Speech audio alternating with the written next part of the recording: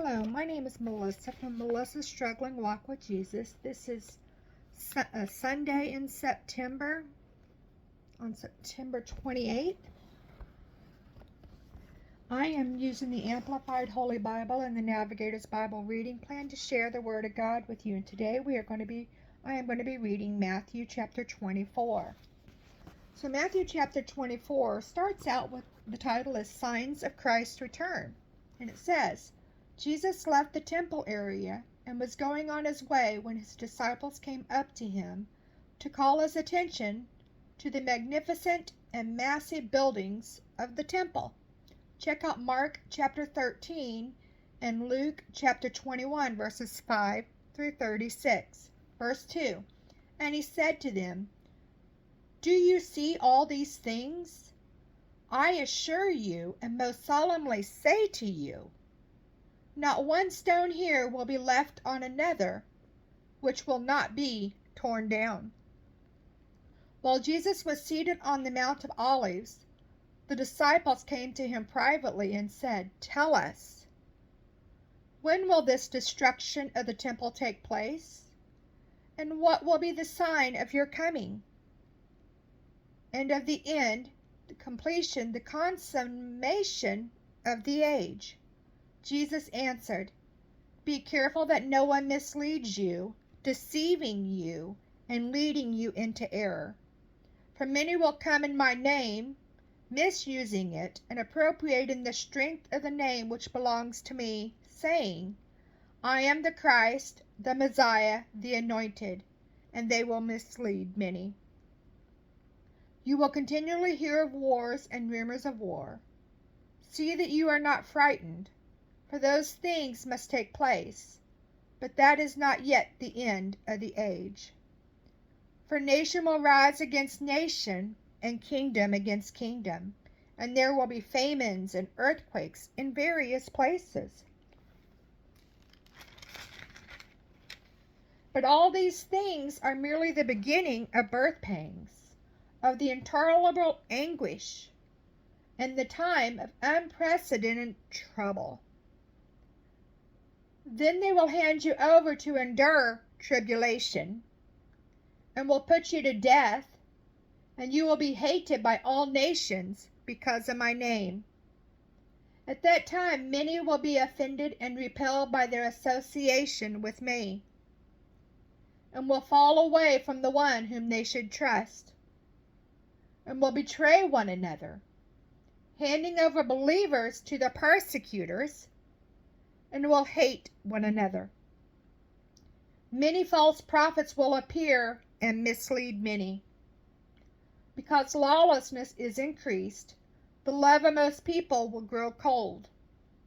But the one who endures and bears up under suffering to the end will be saved. This good news of the kingdom, the gospel, will be preached throughout the whole world as a testimony to all the nations, and then the end of the age will come. So starting now in Matthew chapter 24 verse 15, it talks about perilous times, and it says, "So when you see the abomination of desolation, the appalling sacrilege that astonishes and makes desolate, spoken of by the prophet Daniel, standing in the holy place, let the reader understand." Check out Daniel chapter 9 verse 27, Daniel chapter 11 verse 31, and Daniel chapter 12 verse 11. Verse 16, "Then let those who are in Judea flee to the mountains for refuge. Whoever is on the housetop must not go down to get the things that are in his house, because there will not be enough time. Whoever is in the field must not turn back to get his coat. And woe to those who are pregnant and to those who are nursing babies in those days. Pray that your flight from persecution and suffering will not be in the winter, or on a Sabbath when Jewish laws prohibit travel. For at that time there will be a great tribulation, pressure, distress, oppression, such as has not occurred since the beginning of the world until now, nor ever will be again. Check out Daniel chapter 12, verse 1, and Joel chapter 2, verse 2. Verse 22. And if those days of tribulation had not been cut short, no human life would be saved. But for the sake of the elect, God's chosen ones, those days will be shortened. Then if anyone says to you during the great tribulation, look, here is the Christ, or there he is, do not believe it. For false Christ and false prophets will appear, and they will provide great signs and wonders, so as to deceive, if possible, even the elect, God's chosen ones. Listen carefully. I have told you in advance. So if they say to you, look, he is in the wilderness, do not go out there. Or look, he is in the inner room of a house, do not believe it. For just as the lightning comes from the east and flashes as far as the west, so will be the coming in glory of the Son of Man. Everyone will see him clearly. Wherever the corpse is, there the vultures will flock together. Check out Job chapter 39, verse 30. All right, Matthew chapter 24, starting with verse 29, the glorious return. Immediately after the tribulation of those days, the sun will be darkened, and the moon will not provide its light, and the stars will fall from the sky, and the powers of the heavens will be shaken. Check out Isaiah chapter 13, verse 10. Check out Isaiah chapter 34, verse 4. Joel chapter 2, verses 10 and 11. And Zephaniah, I think, chapter 1, verse 15. All right, verse 30. And at that time, the sign of the Son of Man coming in his glory will appear in the sky. And then all the tribes of the earth, and especially Israel, will mourn, regretting their rebellion and rejection of the Messiah. And they will see the Son of Man coming on the clouds of heaven with power and great glory, in brilliance and splendor. Check out Daniel chapter 7, verse 13, and Revelations chapter 1, verse 17. Or verse 7, sorry. Revelations chapter 1, verse 7. Verse 31. And he will send his angels with a loud trumpet, and they will gather together his elect, God's chosen ones, from the four winds, from one end of the heavens to the other. Check out Isaiah chapter 27, verse 13, and Zechariah chapter 9, verse 14. Matthew chapter 24, verse 32 is the parable of the fig tree. Now learn this lesson from the fig tree. As soon as its young shoots become tender and it puts out its leaves, you know that summer is near. Check out Mark chapter 13, verses 28 and 29, and Luke chapter 21, verses 29 through 31. Verse 33. So you too, when you see all these things taking place, know for certain that he is near, right at the door. I assure you and most solemnly say to you, this generation, the people living when these signs and events begin, will not pass away until all these things take place. Heaven and earth, as now known, will pass away, but my words will not pass away.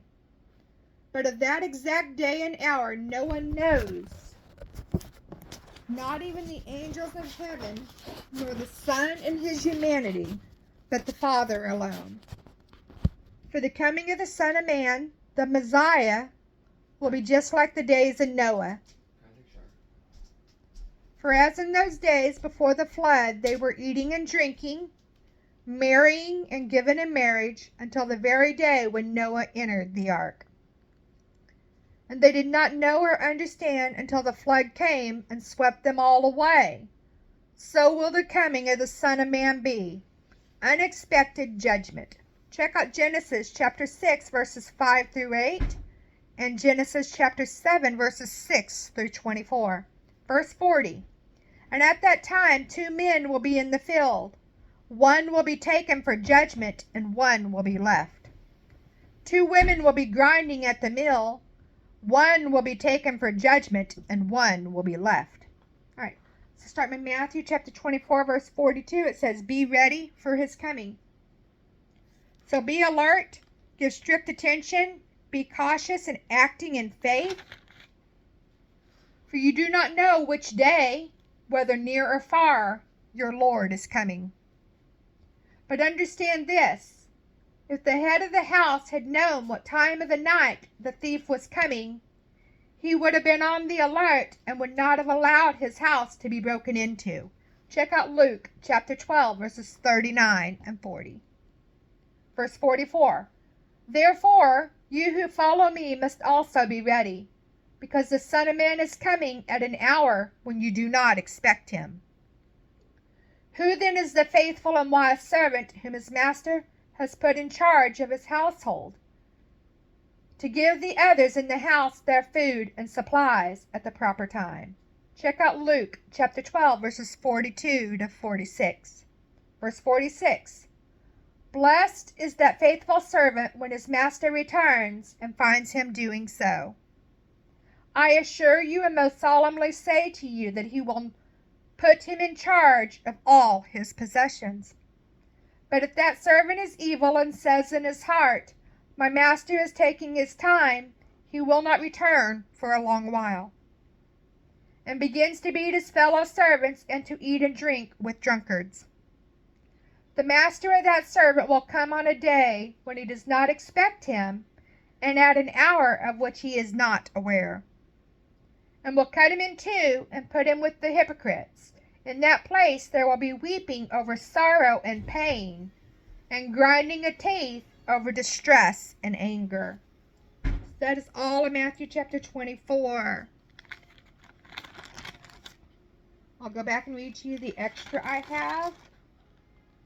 All right, verse 1 says, Jesus left the temple area and was going on his way when his disciples came to him to call his attention to the magnificent and massive buildings of the temple, where it says buildings of the temple.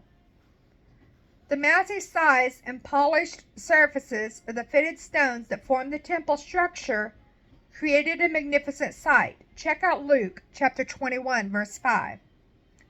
The refurbishing of the temple was begun by Herod the Great in 20 BC and was completed in AD 64 by Herod Agrippa II. The rabbis had a saying, whoever has not seen the temple of Herod has never seen a beautiful building.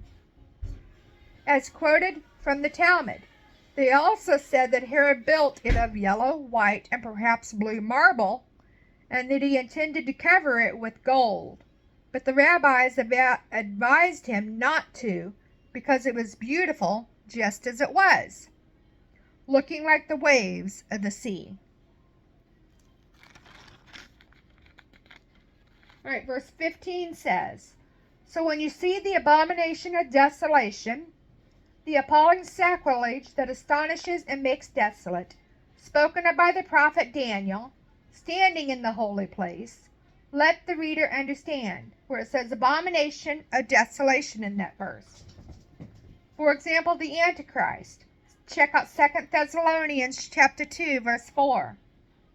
The prince who is to come, who will make a covenant with Israel, then break it in the middle of the tribulation. The 7-year period of Daniel chapter 9, verse 27. Also in verse 15, where it says, reader, understand. The reader of the book of Daniel, check out Daniel chapter 24, verse 15, Jesus is indicating that the final fulfillment of this prophecy is yet to come. So all of the Old Testament is not here yet. All right, verse 21. For at that time there will be great tribulation, pressure, distress, oppression, such as has not occurred since the beginning of the world until now, nor ever will again. Where it says, at that time. The most obvious sign during the tribulation, prior to the second coming of Jesus, is when the abomination that causes desolation, the Antichrist, sets his image in the temple.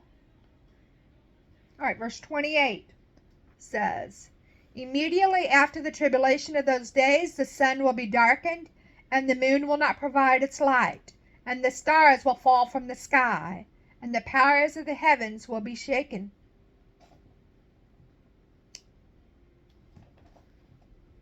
Sorry, it was verse 29. Verse 28 says, wherever the corpse is, there the vultures will flock together. Where it says vultures will flock together. So the Greek for vultures can also be translated as eagles, but the reference is most likely to the vulture, which the Greek word includes with eagles as a class.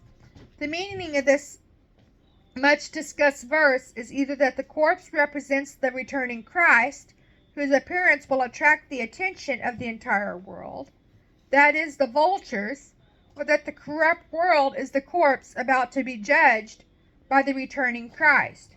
Check out Revelations chapter 19, verse 18.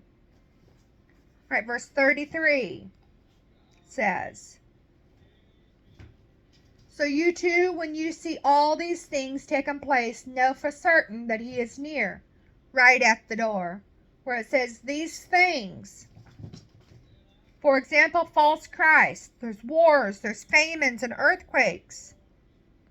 Also in verse 33 where it says, at the door. For example, the return of the Christ is imminent.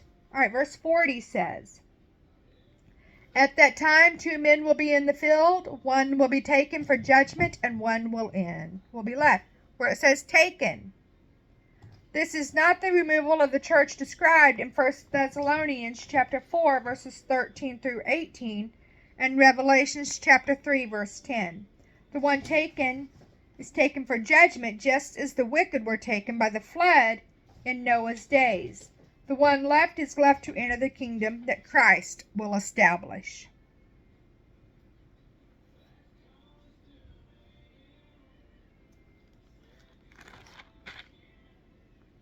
So that is all in Matthew chapter 24 that I am going to share today. I pray that God is with you this wonderful Sunday afternoon. I pray that God helps you. Anyone in my area, if you need a church to go to, I invite you to attend Oakton in Lamar, Missouri. It's out by Oakton, Missouri, but it's east of or west of Lamar, Missouri. Come and check us out. Be with us. Find me. I'll be glad to sit with you. I usually sit in the middle, so come find me. Thanks.